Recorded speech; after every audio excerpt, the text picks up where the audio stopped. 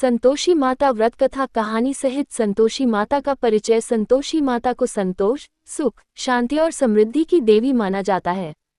इनका व्रत विशेष रूप से शुक्रवार को किया जाता है। यह व्रत करने से घर में कलह दूर होती है, मनोकामनाएं पूर्ण होती हैं और जीवन में संतोष आता है। संतोषी माता की व्रत कथा प्राचीन समय की बात है। एक नगर में एक निर्धन परिवार रहता था। उस परिवार में एक बहू थी जो बहुत ही धैर्यवान, धर्मपरायण और संतोषी स्वभाव की थी। उसके ससुराल वाले उससे ठीक व्यवहार नहीं करते थे, उसे रूखा सूखा भोजन देते और ताने मारते रहते थे। लेकिन वह बहू कभी शिकायत नहीं करती थी और हर शुक्रवार संतोषी माता का व्रत करती थी। वह गुड़ और चने का भोग लगाकर माता से केवल संतोष और सुख की कामना करती थी।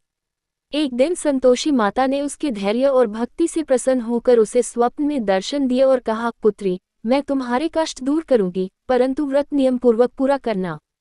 कुछ समय बाद उस बहू के जीवन में बदलाव आने लगा। उसके पति को अच्छा काम मिला, घर में धन धान्य बढ़ा और ससुराल वालों का व्यवहार भी बदल गया।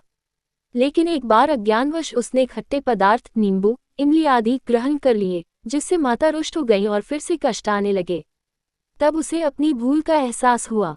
उसने सच्चे मन से क्षमा मांगी और पुनः श्रद्धा से व्रत करना शुरू किया। माता ने फिर प्रसन्न होकर उसे सुख, समृद्धि और सम्मान प्रदान किया। इस प्रकार माता ने सिखाया कि संतोष, श्रद्धा और नियम पालन से ही जीवन में सच्चा सुख मिलता है।